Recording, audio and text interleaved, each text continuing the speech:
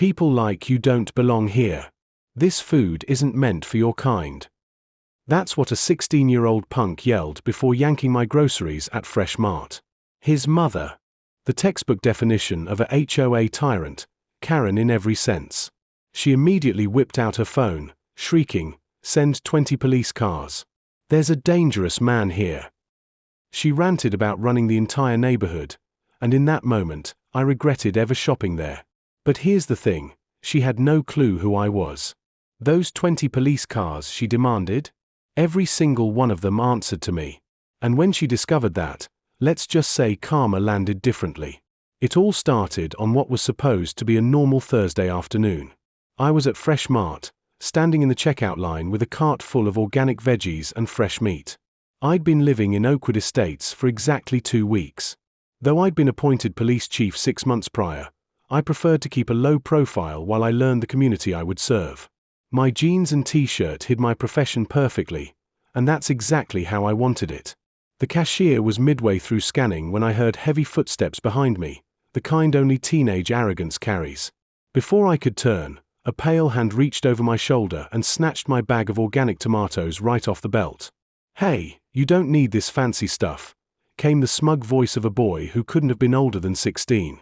His entitled smirk screamed privilege, the kind born from never being told no. Though I didn't yet know his name, Patricia Thompson clutched my tomatoes like he'd just conquered Mount Everest.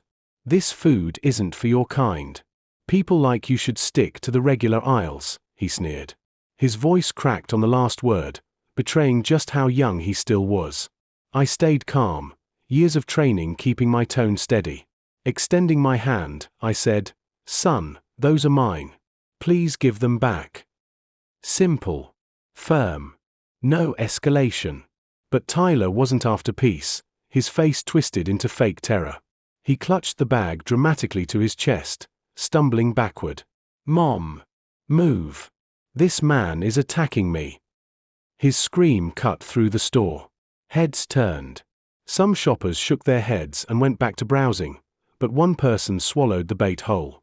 The staccato click of designer heels echoed on the linoleum before she appeared.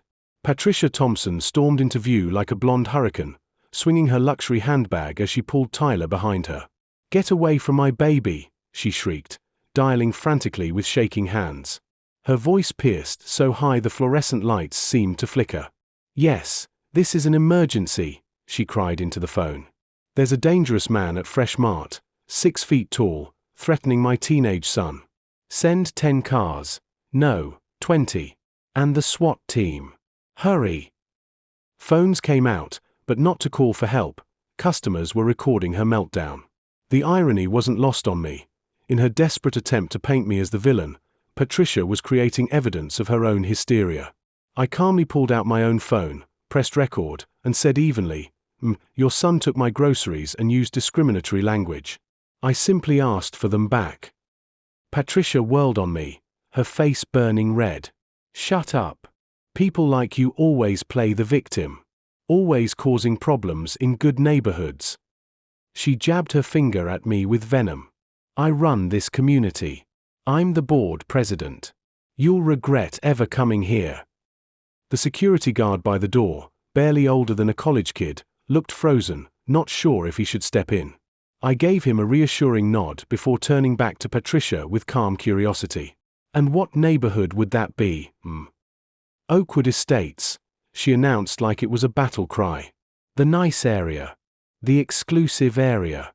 Not that someone like you could ever afford to live there." The smile that spread across my face unsettled her.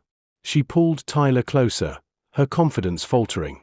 "Actually," I said pleasantly, "I moved into Oakwood Estates just 2 weeks ago. What a lovely coincidence."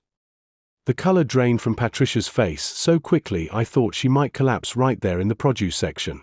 That's impossible," she stammered. "I would know. I know everyone.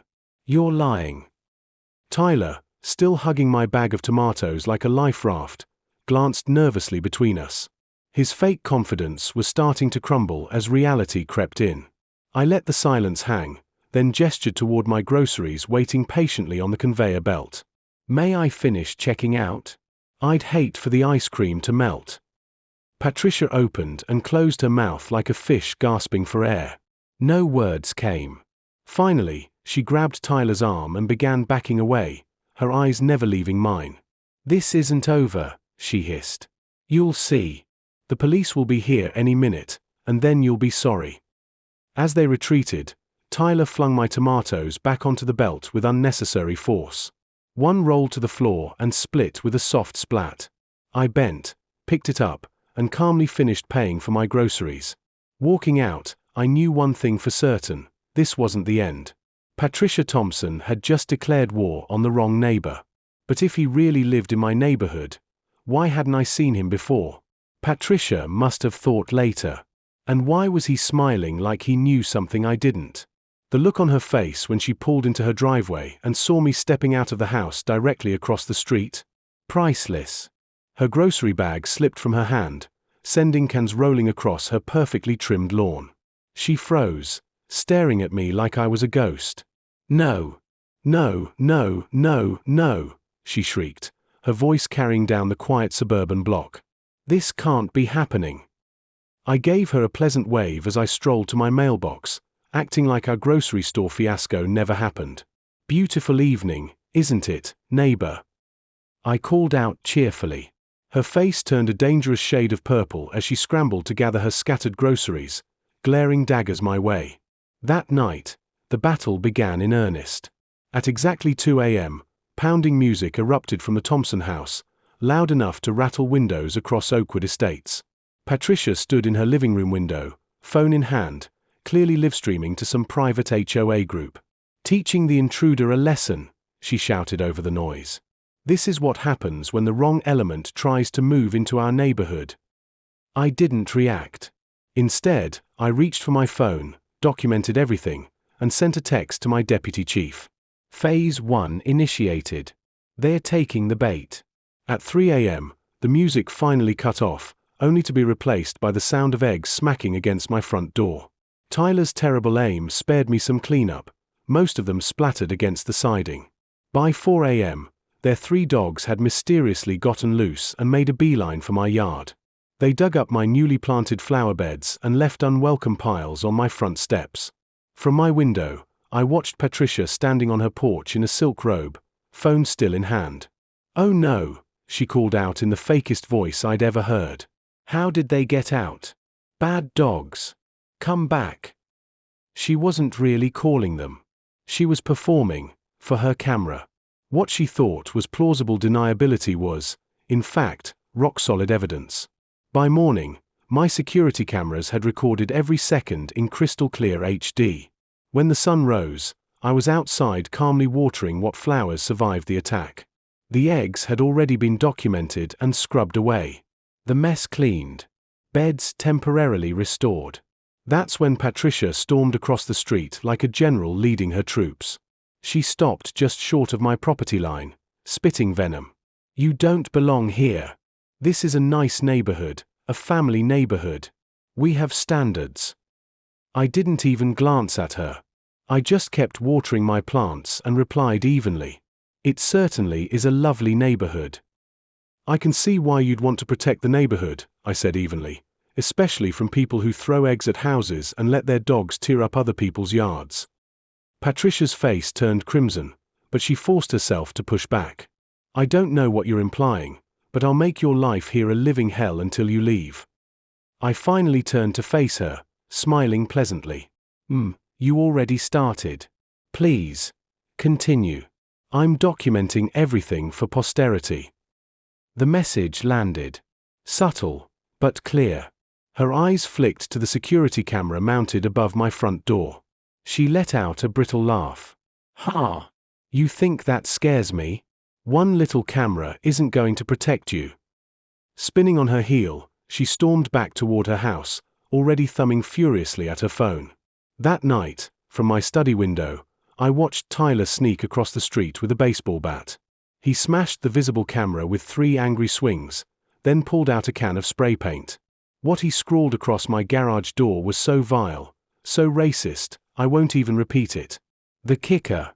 He filmed himself doing it, posting proudly to what he thought was a private social media account. Got his camera, the caption read. Now the loser can't prove anything. Mom's gonna be so proud. But what neither Tyler nor Patricia knew was that the camera he destroyed was a decoy, a $30 fake I'd ordered online. The real cameras? 4 of them, hidden in my porch lights, mailbox, doorbell, and even a decorative rock in my garden. Every angle was covered, every crime captured in perfect HD. Later, as I reviewed the footage in my office, my phone buzzed. It was Linda, my next-door neighbor, speaking in a hushed tone. Marcus, I don't mean to pry, but Patricia doesn't know what you do for a living, does she? I chuckled softly. No, Linda, she doesn't. And I'd appreciate it if we kept it that way, for now. There was a pause, then Linda sighed. She's chased out 3 families in the last 2 years.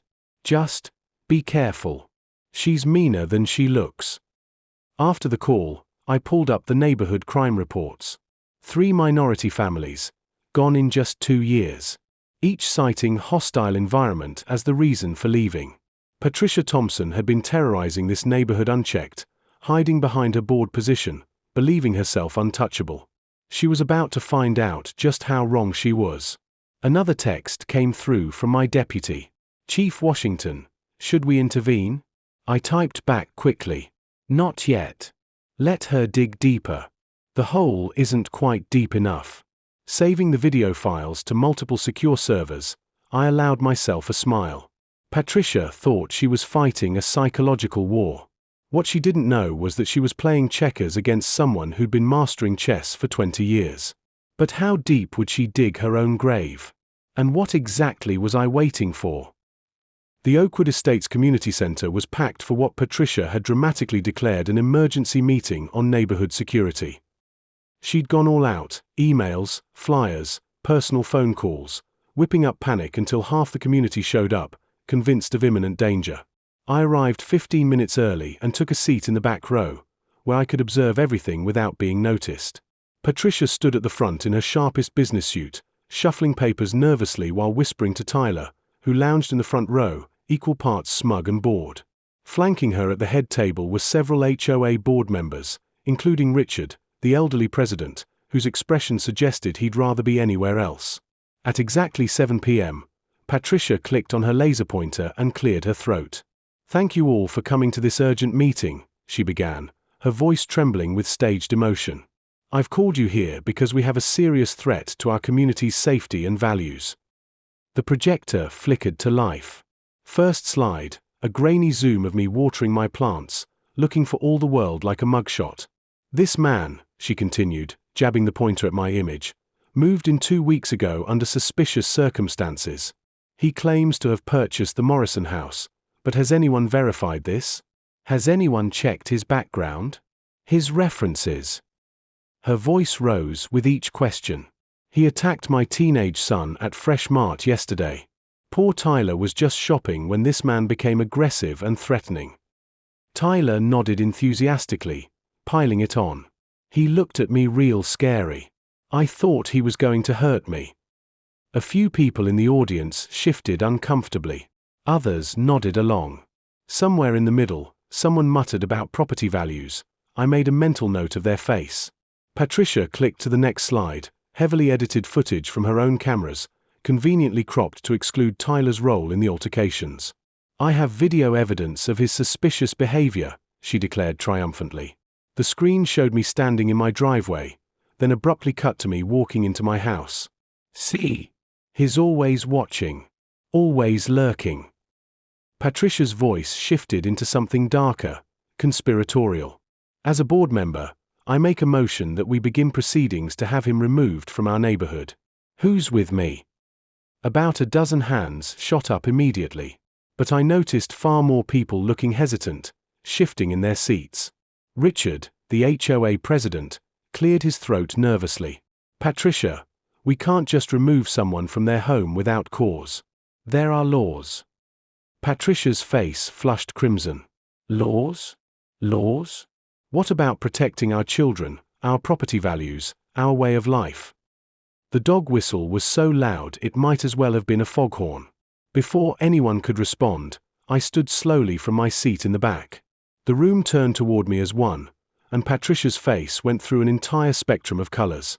"Thank you for inviting me, Patricia," I said calmly, walking toward the front. "I didn't invite you," she screeched, clutching her laser pointer like it was a dagger. "HOA rules clearly state all residents can attend open meetings," I replied, pulling out my phone. I took the liberty of reading the entire handbook. Fascinating document. Richard looked almost relieved at my interruption. "You're absolutely right, Mr. Washington," I said pleasantly. "Marcus Washington. And if it's all right, I'd like to share a few videos with the community." Patricia started to object, but Richard was already nodding. Fair is fair. If Patricia can show evidence, so can our new neighbor.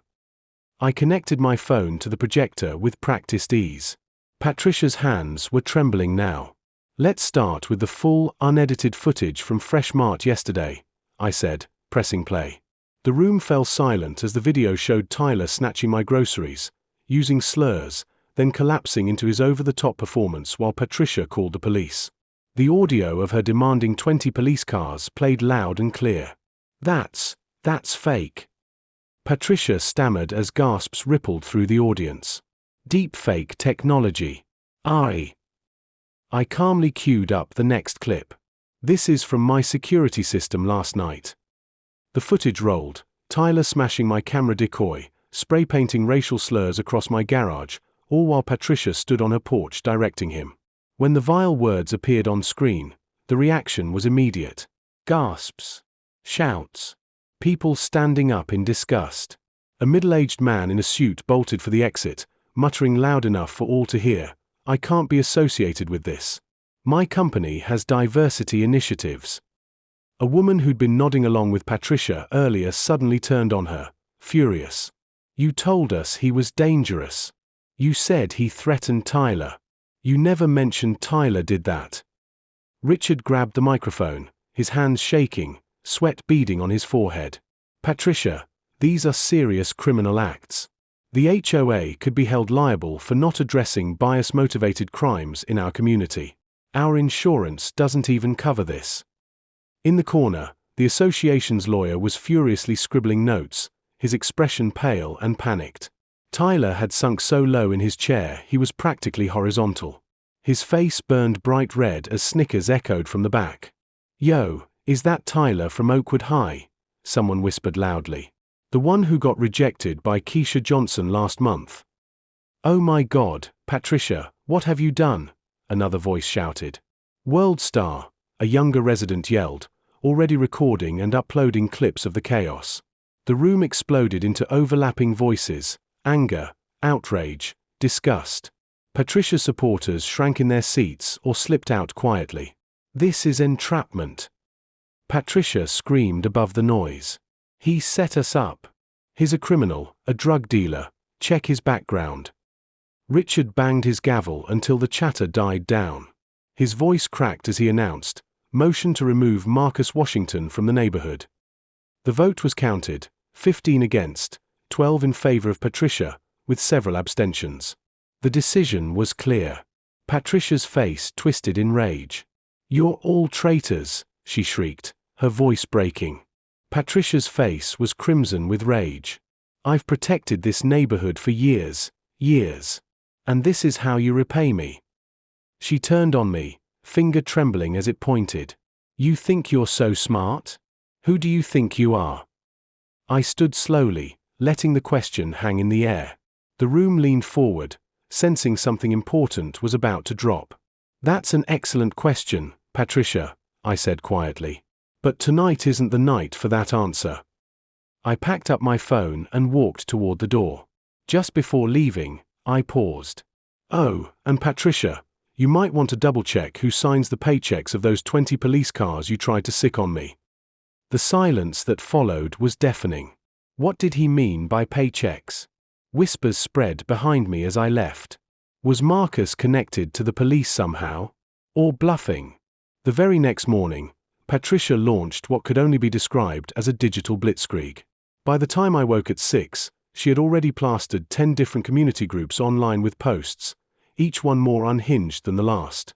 Dangerous individual in Oakwood Estates. Protect your children, read one headline, accompanied by the same blurry photo of me watering my plants. Another claimed I was running a drug operation from my garage. A third suggested I was casing homes for burglary. The lies would have been laughable if they weren't so dangerous. My phone buzzed, a text from Linda. Have you seen what she's posting? This is insane. I scrolled, screenshotting everything, adding to my growing evidence file. But Patricia's biggest mistake wasn't in her posts. It was in Tyler's. Like any teenager, he thought he was clever. He'd been documenting their harassment campaign on a fake account, posting videos. What he didn't realize was that he'd left location tags on. Every post was geotagged directly to their home address. One clip showed Patricia in the background, clearly directing him, post more. Make him look dangerous. We need people to believe he's a threat. Another caught her on the phone, unaware Tyler was recording himself making faces for the camera. Her voice was crystal clear. I'll pay you $2,000 cash if you write an article about him. Just say he's got a criminal record or something. The fatal mistake came that evening. Patricia, thinking she was being discreet, stepped onto her porch with a burner phone. What she didn't know was that my security system picked up audio from the street.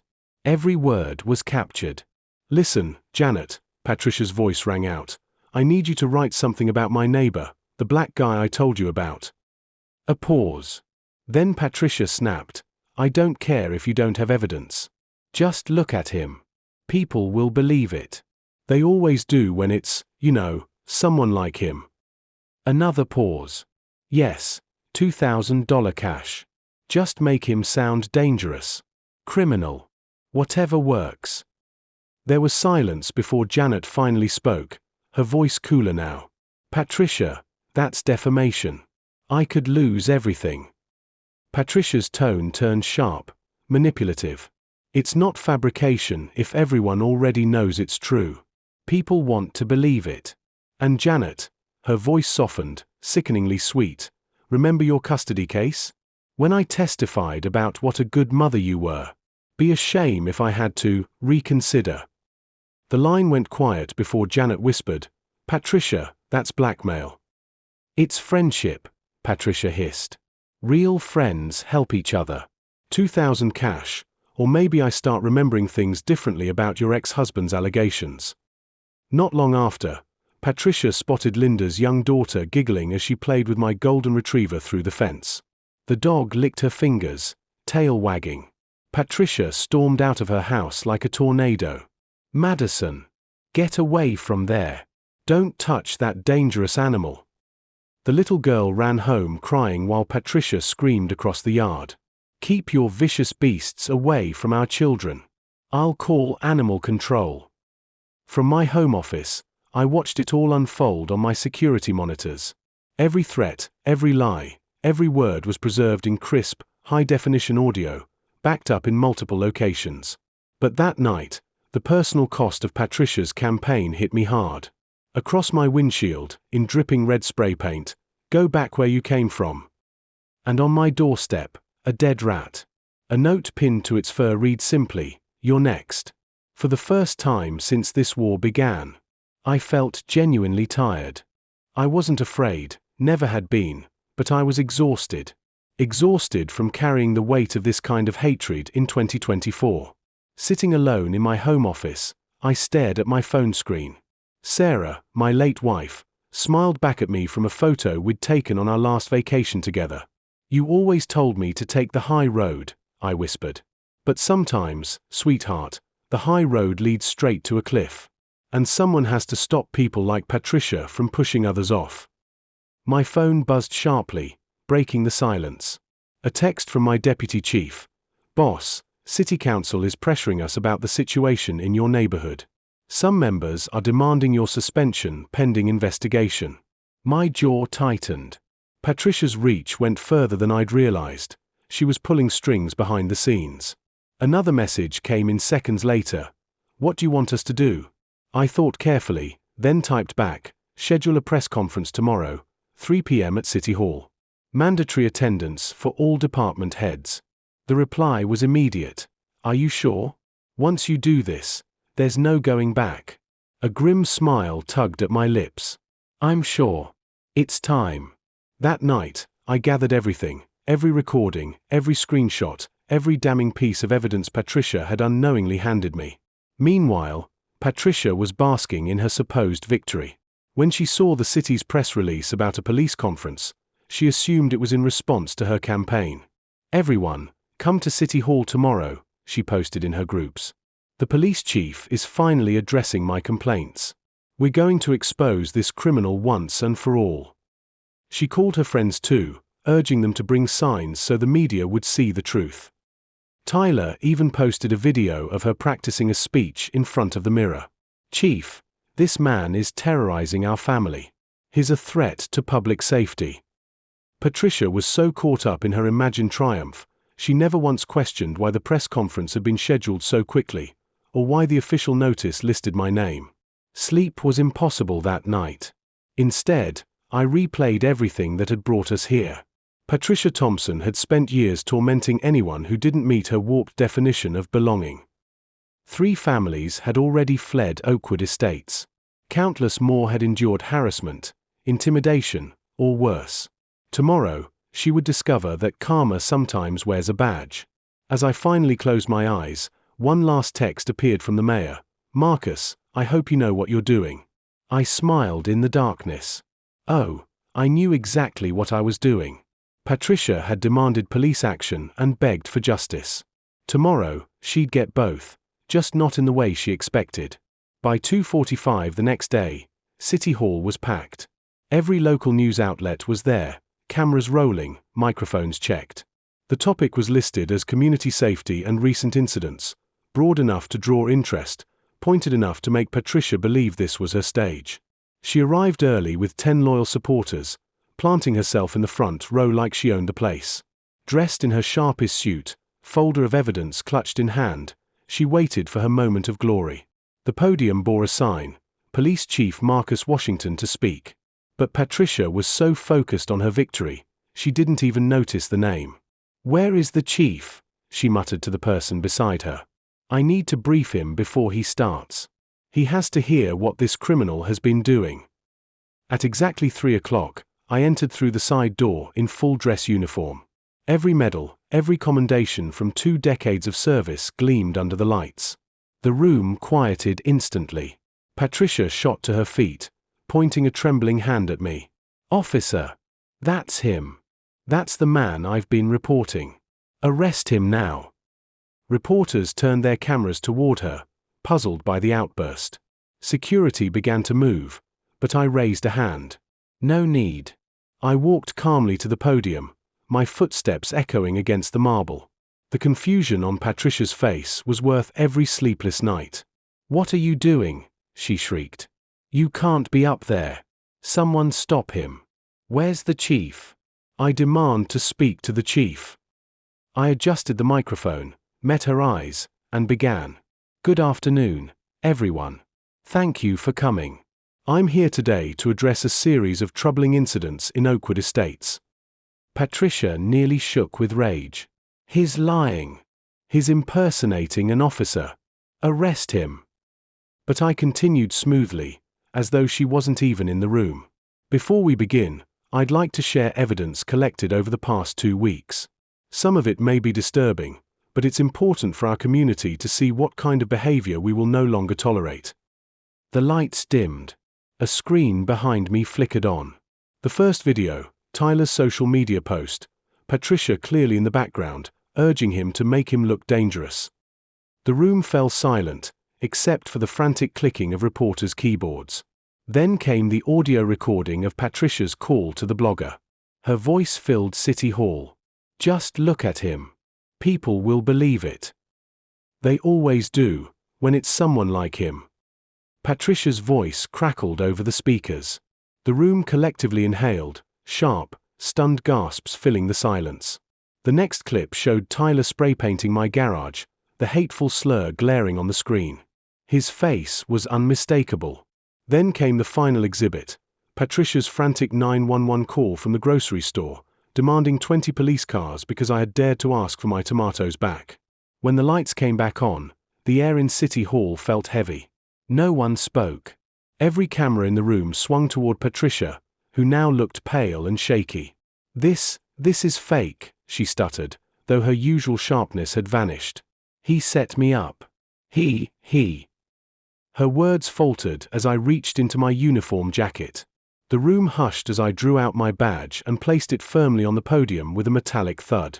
"Ms. Thompson," I began, my voice steady and clear. "2 weeks ago, you demanded to know who I was. You called 911, insisting on 20 patrol cars. You wanted to speak to the chief." I paused, letting the suspense swell. "Well, here I am. I am the chief. Chief Marcus Washington. Every officer in this city answers to me." The announcement crashed through the chamber like thunder. Reporters bolted upright, cameras exploding in flashes. Patricia's supporters recoiled from her as though she were radioactive. "She called the cops on the police chief," someone yelled, and within seconds, the chant filled the hall. Patricia's body gave out, her knees buckled, and she collapsed in a heap of designer fabric. Paramedics rushed forward. Tyler, panicking, tried to bolt but tripped over a row of chairs, face-planting in what instantly became the internet's second most watched video of the day. As Patricia was lifted onto a stretcher, I continued evenly.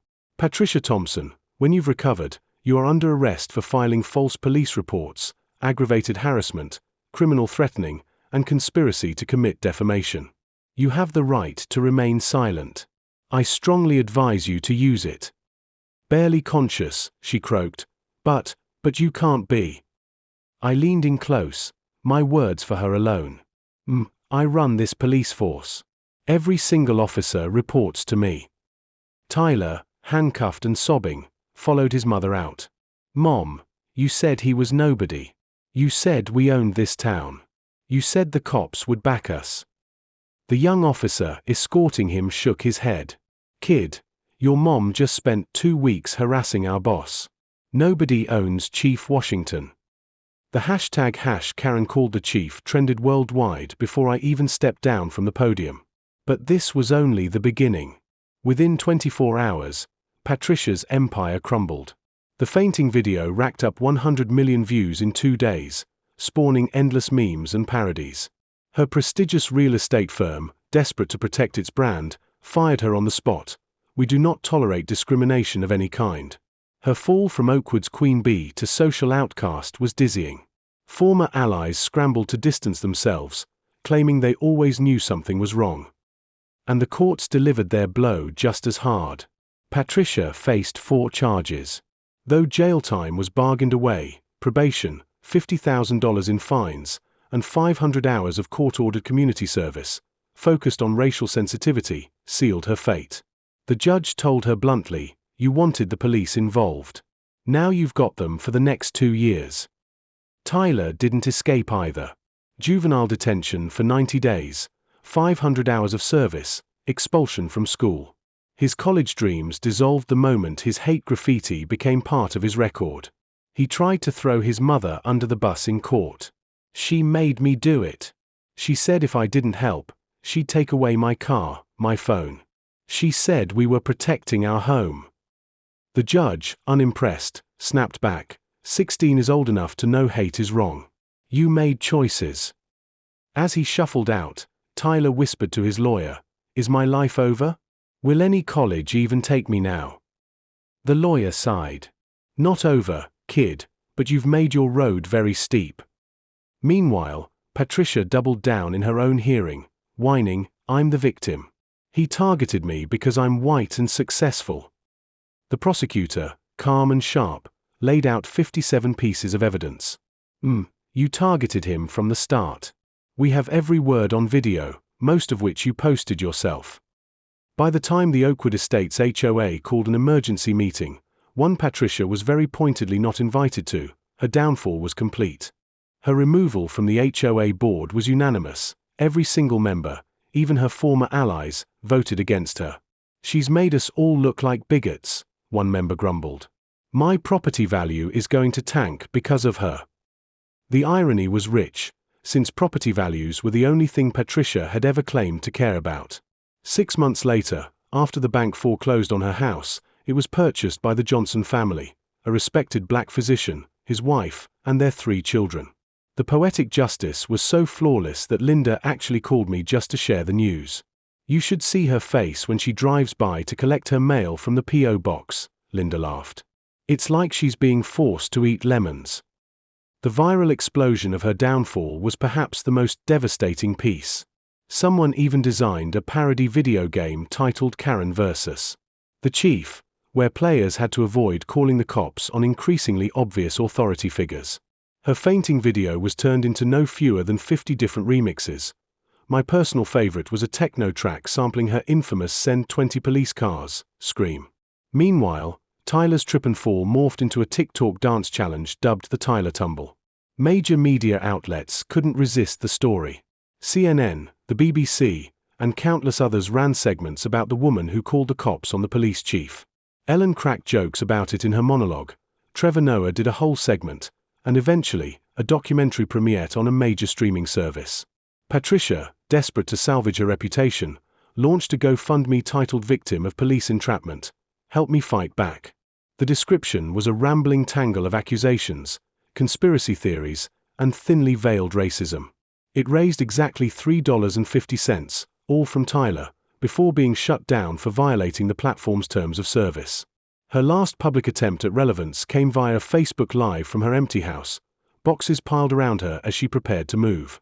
"This is all a setup," she ranted. "I'm not racist, I have a black dentist. I shop at stores owned by those people." The comment section was merciless. "Sure, Karen. Cope harder. Cry more, racist." Screenshots of her worst posts flooded the feed, sealing her humiliation. As for me, I responded in a measured, professional way. Publicly, I never gloated.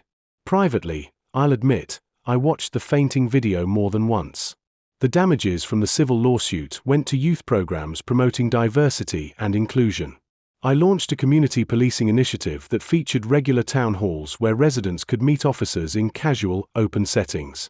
I also implemented a new departmental training program titled Assumptions and Authority: How Bias Affects Policing.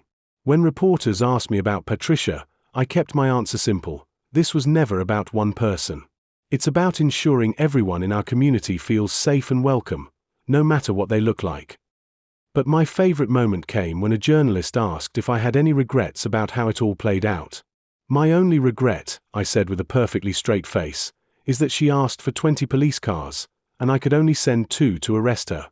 Budget constraints, you know." 1 year later, fate brought us face to face again. The question was, were either of us ready for what happened next? Comment with a crying emoji if Patricia's tears bring you joy. It was a bright spring afternoon when I was out on a routine community patrol downtown, something I made sure to do weekly to stay connected with the people I served.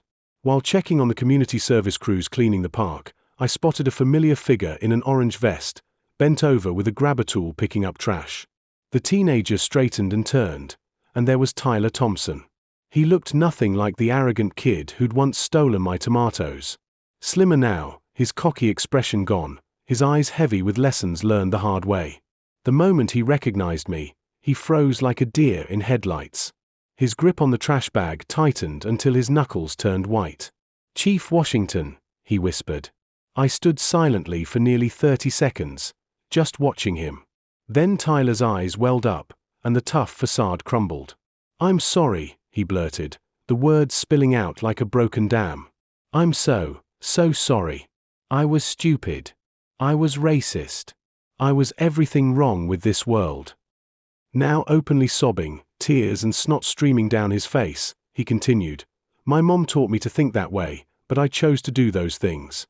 I chose to hurt you. I ruined my life, and I deserve it." His supervisor started moving toward us, alarmed by the commotion, but I waved them off.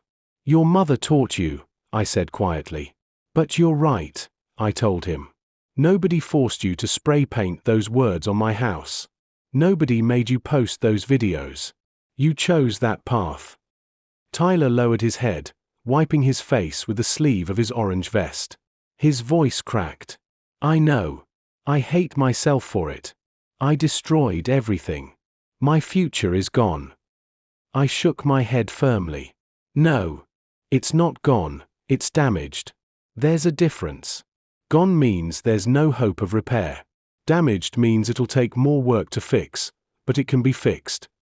Reaching into my pocket, I pulled out a small business card and held it out to him. Tyler looked at it as if it were a snake about to bite. Second Chance Youth Program, I explained. They help kids with records rebuild their lives.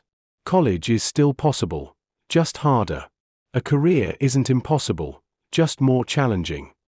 His hand trembled as he took the card. Why would you help me? After everything I did? I paused before answering. Because hate taught you how to hate. Your mom poisoned you with it from day one.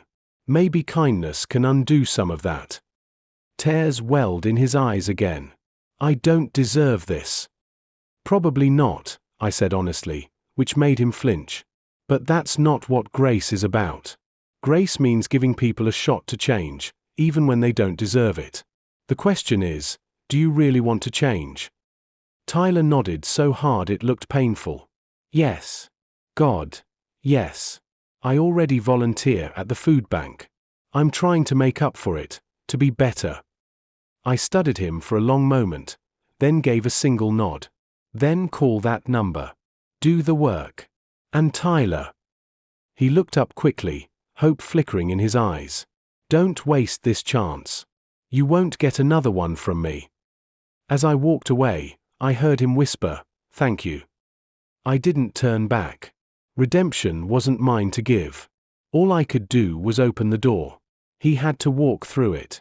Later that evening, at the annual Unity barbecue we held in Oakwood Estates, Linda found me at the grill. You know Tyler Thompson's been volunteering at the food bank, she asked casually. So I heard, I said, flipping burgers. His mom still blames you for everything, though. Posts about it on conspiracy sites, says you're part of some replacement plot. I chuckled, shaking my head. Some people would rather cling to hate than admit they were wrong. Linda smiled faintly, then gestured across the park. But some people do learn. Look. I followed her gaze and saw Tyler serving food to families of all backgrounds. He actually smiled as he handed a plate to a little black girl who whispered a shy thank you. Our eyes met, and he gave me a respectful nod. I returned it before turning back to the grill. A boy, maybe 7 or 8, tugged on my apron.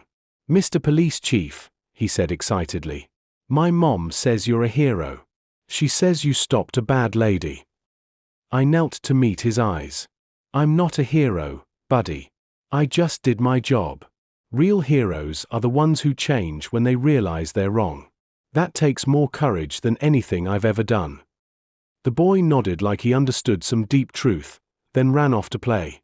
I stood and looked around at the families laughing, kids running, food being shared, every race, every background, together. This was the unity Patricia had feared so much. This was proof that her narrow world was dying. That night in my office, I pulled out Sarah's photo again. "You were right, baby," I whispered. "The high road does lead somewhere. Sometimes people just take longer to find it. But some of them do find it." And that's how Patricia Thompson, our community's Karen, called the cops on the police chief. She wanted 20 cars. She got them, just not the way she expected. Patricia thought her privilege and HOA title made her untouchable. She thought she could bully, lie, and terrorize. She thought wrong. In the end, she lost everything: her house, her job, her reputation, her freedom, all because she couldn't mind her own business and leave people alone. The lessons are simple. Don't judge people by skin color. You never know who you're dealing with. Your private Facebook posts aren't private when they're tied to crimes. Karma is undefeated, and it has a sense of humor. And most importantly, hate is taught, but so is change. Tyler proved it. Even the worst of us can learn.